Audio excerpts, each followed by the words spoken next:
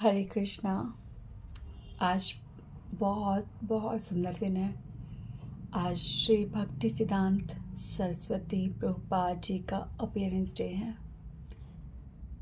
वो श्रीला प्रभुपाद जी जिन्होंने जो इस्कॉन के फाउंडर आचार्य हैं, एसी भक्ति वेदांत स्वामी श्रील प्रभुपाद, उनके गुरु हैं।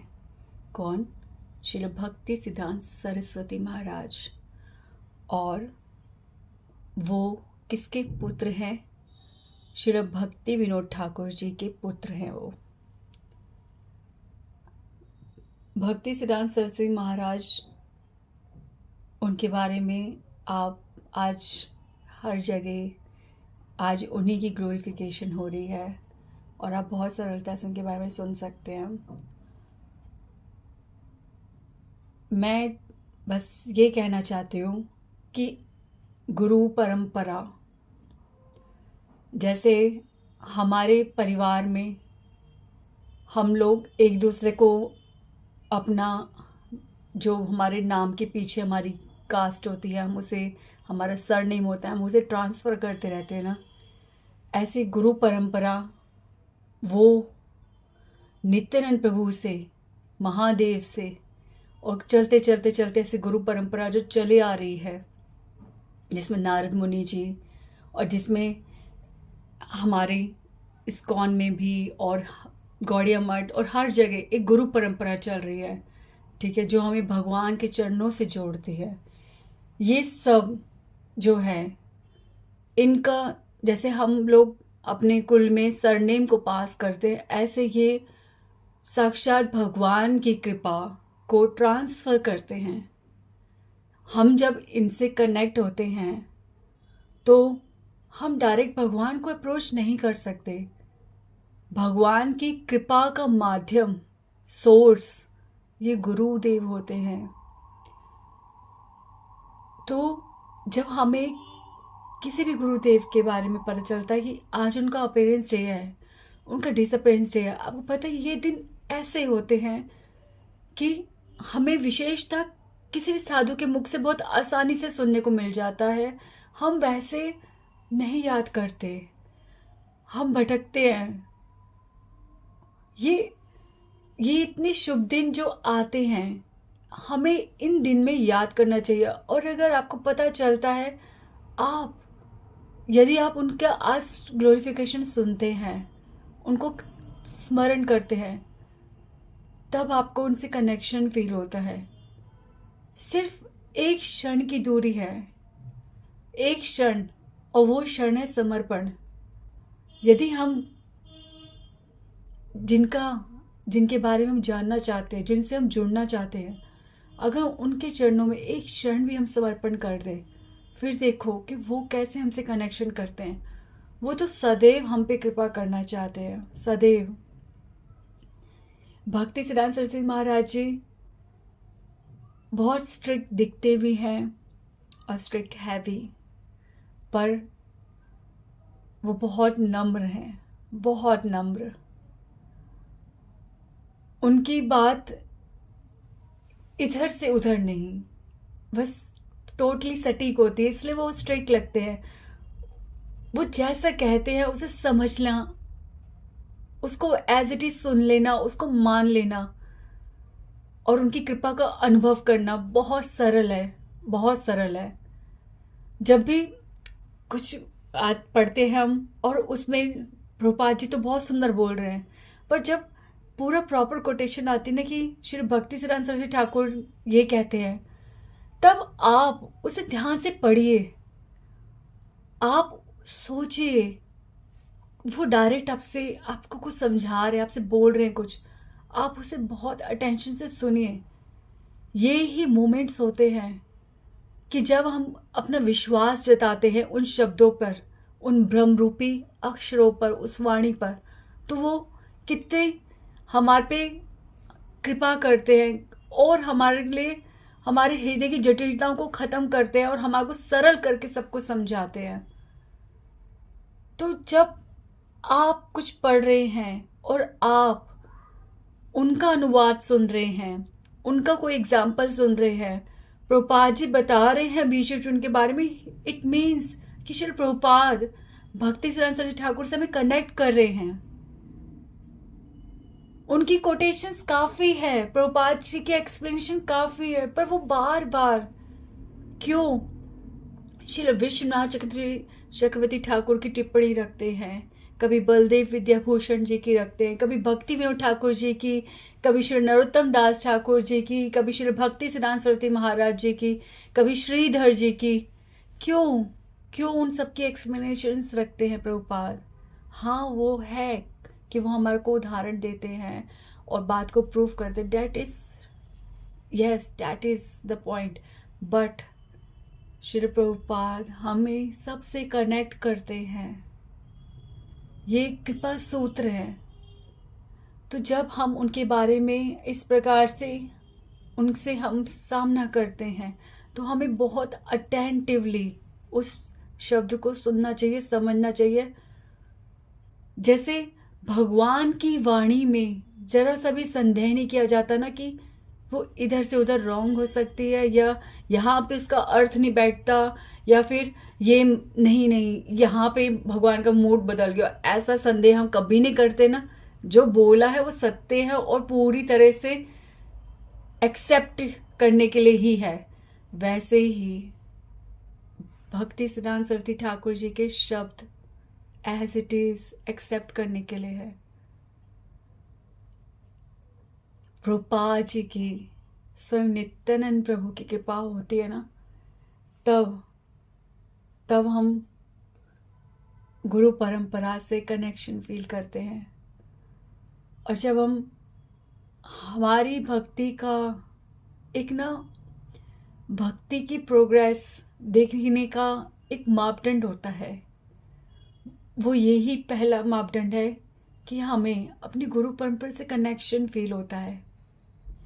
हमें बहुत ज़्यादा डीप कनेक्शन फील करना चाहिए, और अगर फील नहीं हो रहा तो क्राई करना चाहिए इस चीज़ के लिए।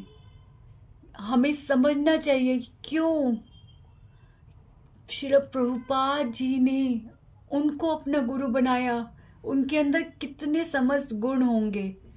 ऐसी इच्छा करते हुए उनको समर्पण करना और उनसे कनेक्शन फील करना। जहाँ जहाँ उनका स्थान है, जहाँ पे उन्होंने उनकी लीला हुई है, जहाँ पे वो उपस्थित थे, उन स्थानों पे जाकर उन्हें महसूस करना, उनका अनुभव करना। अगर ये कहा जाता है कि वैष्णव कभी भी हमें छोड़ के नहीं जाते, वे सदैव जीवित होते हैं, तो यानी कि हर कोई, जैसे कि कोई आप कितनी भी जगह भ्रमण कर लो पर आप अपने स्थान पे वापस मिलते हो, अपने घर में, ठीक है। यानी कि इससे ये प्रूफ होता है कि यदि वो है तो वो अपनी भजन स्थली में ही मिलेंगे।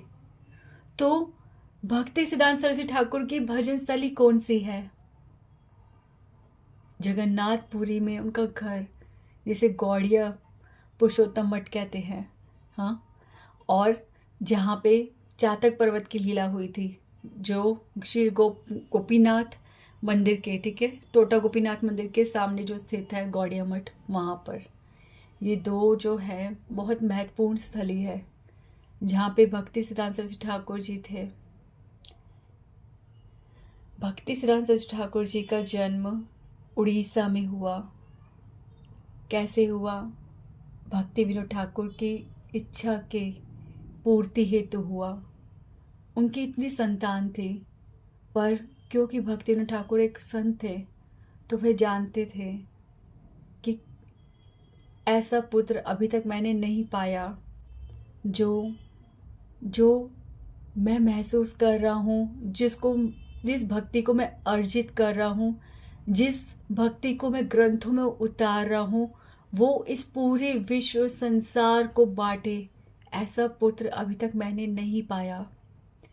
ऐसी चिंता के साथ भक्ति विनोद ठाकुर बिमला माता, जो जगन्नाथ मंदिर में बिमला देवी जी का मंदिर स्थित है, वहाँ पर प्रतिदिन प्रार्थना करते हैं भक्ति विनोद ठाकुर जी कि माता आप एक ऐसा पुत्र दीजिए जो पूरे विश्व में कृष्ण भक्ति भर दे। और तब उनको भक्ति सिद्धांत सरस्वती ठाकुर जी पुत्र के रूप में प्राप्त होते हैं, इसलिए उन्होंने उनका नाम श्री बिमला प्रसाद रखा। और आगे जब उनकी दीक्षा हुई तो उनका नाम हुआ श्री भक्ति सिद्धांत सरस्वती ठाकुर। भक्ति सिद्धांत सरस्वती ठाकुर जी उड़ीसा में, ठीक है, उनका जन्म हुआ है। और जब उनका जन्म हुआ और वो जो स्थान है, उस स्थान को जब रिबिल्ड किया गया, ठीक है, तो उस समय जब उसे खोदा जा रहा था, तो जिस एग्जैक्ट स्थान पर जब खोदा गया तो वहाँ से खुशबू आने लग गई। तब ये निर्धारित हुआ कि ये वो स्थान है जहाँ पे एग्जैक्टली भक्ति सिद्धांत ठाकुर जी का जन्म हुआ था। और उसी स्थान पर उनकी आज वहाँ पे मूर्ति, उनकी प्रतिमा स्थित है। भक्ति सिद्धांत ठाकुर के वैसे तो बहुत विग्रह हैं, बहुत मंदिरों में, हर मंदिर में है, पर अगर आप विशेष वहाँ देखोगे ना तो देखना वहाँ पे वो कितना मुस्कुरा रहे हैं। और सेकंड नंबर पे श्री वहाँ पे कृष्ण बलराम मंदिर वृंदावन में भक्ति सिद्धांत ठाकुर के चेहरे पे थोड़ी सी मुस्कुराहट है। दो जगह वो नम्र, वैसे तो नम्र है ही ना, मैं बोल रही, पर चेहरे से स्ट्रिक्ट दिखते हैं ना, बट ये दो जगह हैं जहाँ पे वो हंसते हुए दिख रहे हैं। सबसे ज़्यादा उड़ीसा गौड़िया मठ में, और दूसरा वहाँ पे वृंदावन में मुस्कुराते हुए दिखते हैं। आप कुछ चीज़ें बहुत सिंपल होती हैं, कुछ चीज़ें क्यों हम सोचते कठिनाई से मिलेगी हमारे को, क्यों हमारे को बहुत बड़े बड़े अध्ययन करना पड़ेगा, क्यों कुछ चीज़ सिर्फ सरलता से ही तो मिल जाती है, इसे समझना क्यों मुश्किल है हमारे लिए। उनकी प्रतिमा को ध्यान से देखना, उनको देखते हुए प्रार्थना करना, वो बहुत बहुत कृपालु हैं, बहुत कृपालु हैं। ये उनके हृदय से दर्शन करने से उनकी कृपा का अनुभव होता है। एक बार आप उनकी कृपा का अनुभव करोगे, you will find that everything, भक्ति की हर चीज उनकी कृपा से हो रही है। दूसरा, भक्ति सिद्धांत ठाकुर जी जब मंदिर कंस्ट्रक्शन पे था, वहाँ पे वर्क चल रहा था एक बार, तो उन्होंने किराए पर कमरा लेकर, ठीक है, कहाँ पे, जहाँ पे मैंने बोला गौड़िया मठ है, टोटा गोपीनाथ मंदिर के पास, वहाँ पे उन्होंने किराए का कमरा लेके वहाँ पे वो स्थान पे उन्होंने भजन करा, वहाँ पे वो रहते थे।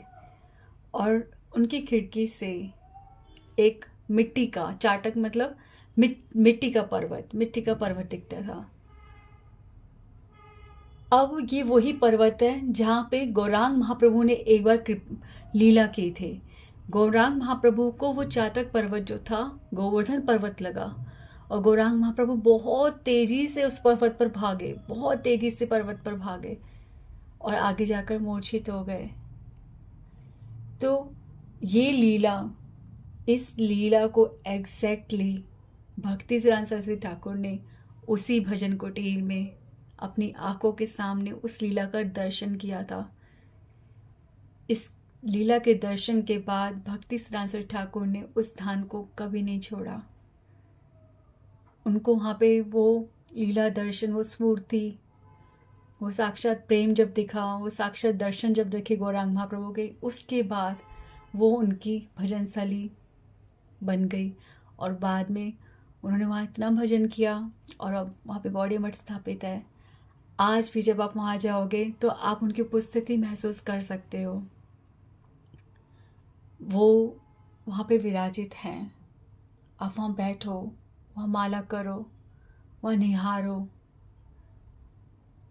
कितने, वैसे वहाँ पे सब कुछ मतलब फ्लैट है, बट वो वाला स्थान क्यों ऊंचा है, कैसे आप महसूस करो किस प्रकार से वो एक, ऐसा लगता है पर्वत के ऊपर स्थित है।